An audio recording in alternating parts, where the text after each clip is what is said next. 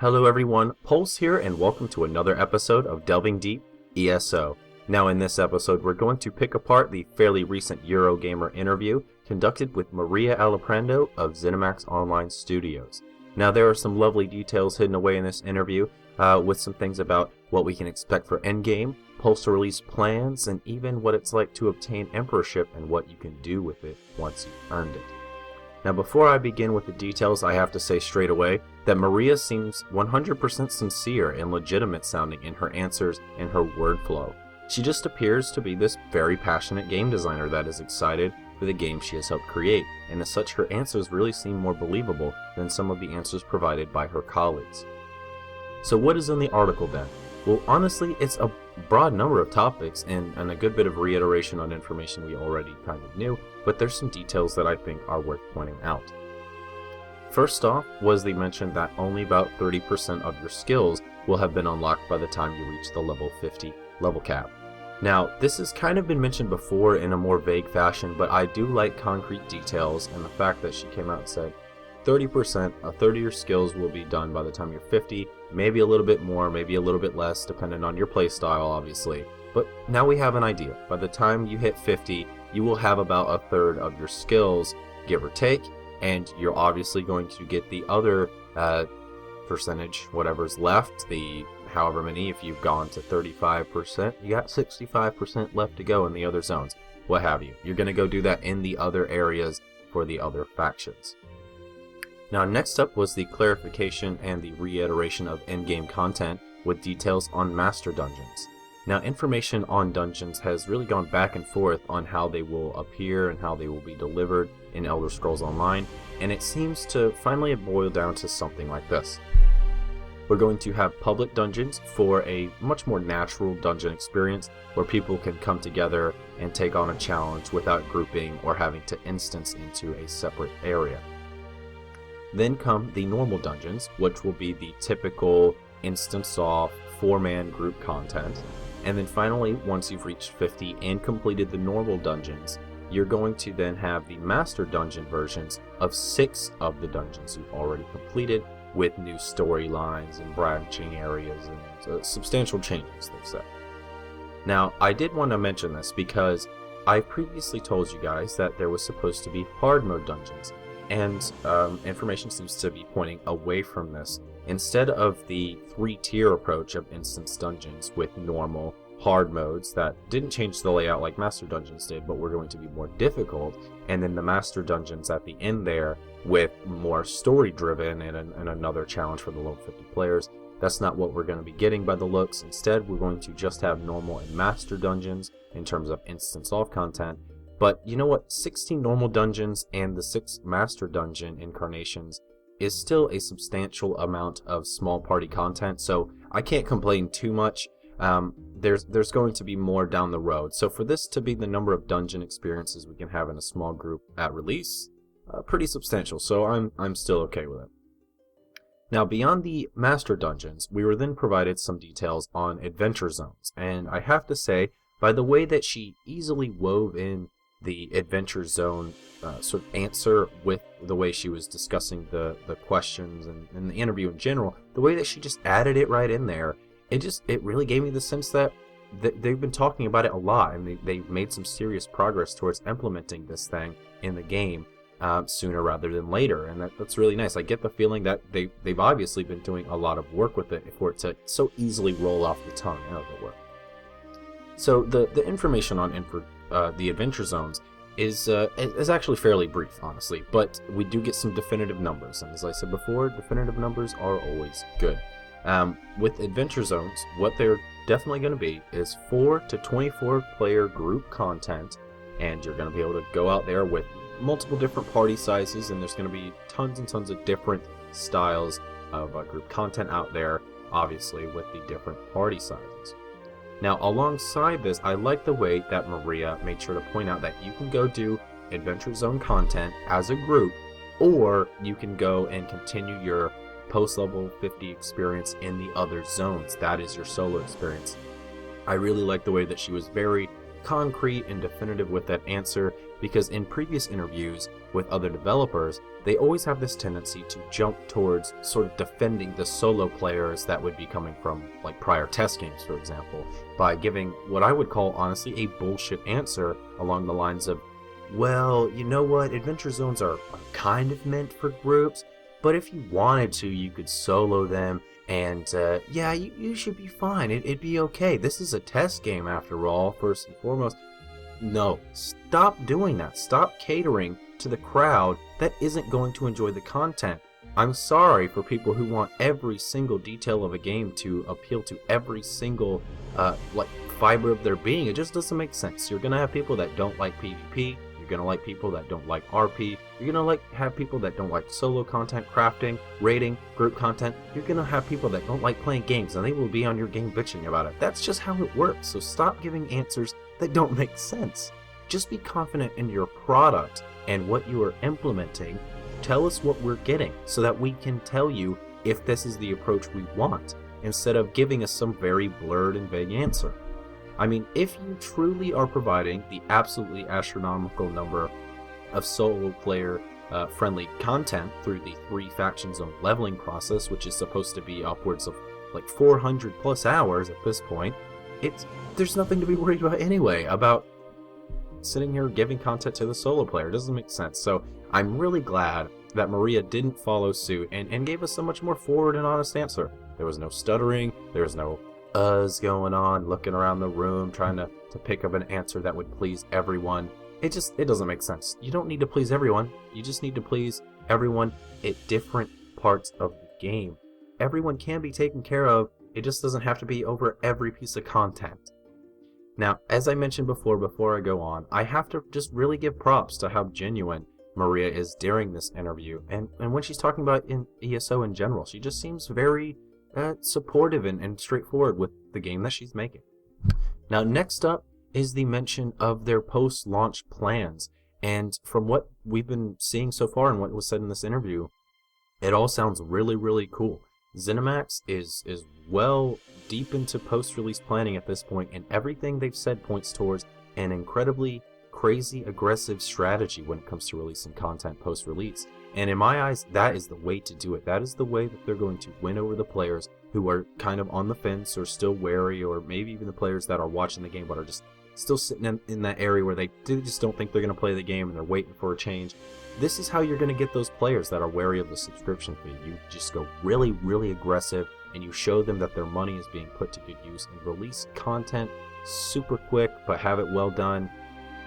The first bit of content that was mentioned was the idea that Imperial City and Cyrodiil would have this evolving storyline post-launch, and that could mean a number of things. Obviously this is in pretty much every way going to be tied to PvP. If it's not, I would be very, very surprised. So assuming this is going to be PvP related, it makes me wonder if maybe Zenimax has already started planning how they're going to make changes to their Cyrodiil.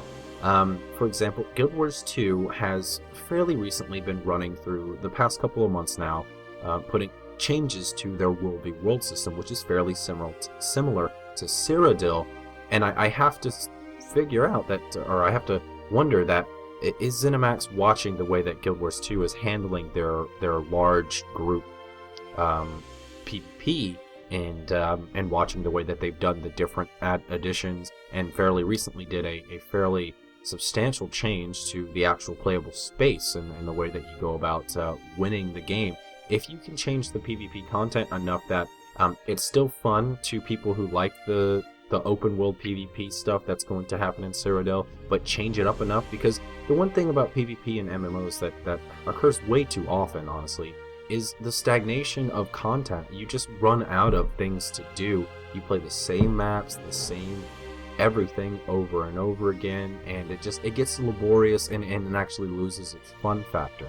So I would have to think that they're watching the way that Guild Wars 2 has been doing it, and the way that she mentioned Imperial City is getting updates, and they're already well into planning. That's a big thumbs up for me. They need to make sure to get that crowd happy. Next up is the justice system, which we've known about for quite some time. We've known that the crime or justice system has been sort of an idea Zenimax has been trying to implement for quite some time, which would cause some ramifications for the player when they steal or pickpocket or do whatever other kind of crime you can get yourself into, honestly. And that's really well and good to hear about. But what was really cool was that they mentioned their plans for releasing the justice system alongside the Thieves Guild and the Dark Brotherhood content, kind of as one huge combo deal, and that sounds awesome. I mean, honestly, if they're going to put these things in the game, bundling them up this way just makes sense on so many levels. It's very practical, and these things are obviously linked kind of thematically. They're all very based around crime. So what I'm thinking is that they're going to do with the justice system going forward is when they implement these, they're going to all go in the game as one major update, and all of the content we get from the Thieves Guild and the Dark Brotherhood are going to really take advantage of the justice system that's implemented alongside of it, kind of in a way that will make the player choose how they want to go about playing in terms of the guild content provided by the Thieves Guild and the Dark Brotherhood. I mean, you could have an example like this, where one player really likes the skills, for example, in the Thieves Guild, and they want to earn those skills. They think it would make a nice addition to their play style and their character. And maybe they realize, well, you know what? I don't know. Does the notoriety that comes along with doing this mission or this crime put me in a spot where do I want to get these skills? Or maybe there's alternate ways to achieve the skills so that you don't kind of gain this notoriety.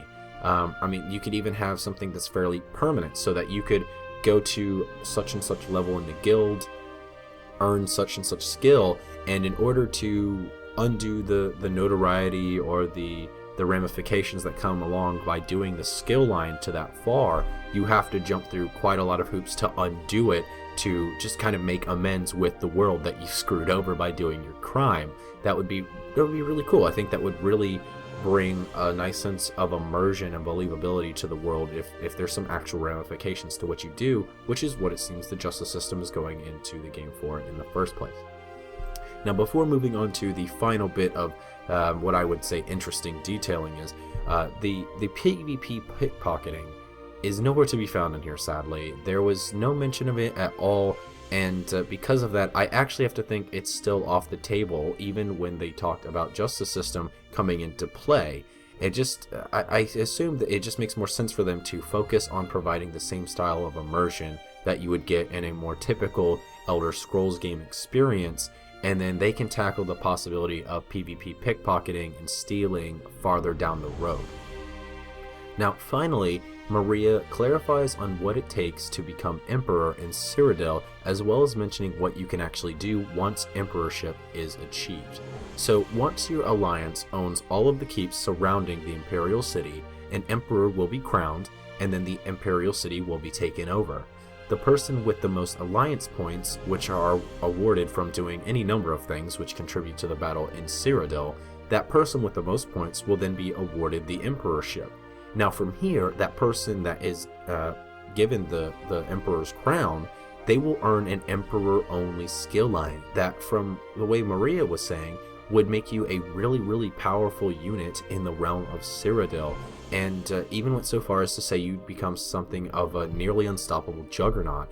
But that's all well and good, but the most interesting part to me was that even when the crown is passed to a new emperor, the skill line that you earned by being an emperor isn't lost, but instead you'll have it there to use whenever you want, but the skills will be severely reduced in the way that they work. Their effects and their damage and all of the things that go into the abilities will be brought down to be on a place more on par with skills everyone can achieve. So I think that's very interesting. So even people who have earned Emperor are going to have something other people don't have permanently. I think that's really cool, and probably one of the big driving forces for people who want to get the Emperorship in the first place. I personally don't really have any care, but I can definitely see people who want to do the PvE content kind of like I want to, seeing some abilities that come from being an Emperor and going, man, you know what, if I really bust my ass and try to do something crazy here with this Cyrodiil PvP content, can I get that and add these abilities? I think it's a real draw to people. I think that's a really neat idea. But yeah, overall, some really good stuff in this interview. Nothing over the top and crazy revealing, but there is enough here to keep me excited and waiting for more Elder Scrolls Online information to come our way. By the end of the interview, I was well into thought about where Zenimax is going to take adventure zones and the justice system and what they could do with all of that. I was really excited to hear that their post-release plans were very aggressive, and I think that's right on track for what they need to do. Information is pointing towards their plans for a 4 to 5 week span between major updates, and I mean, Zenimax is going to be busting their ass to deliver content that's worthwhile on a time frame like that.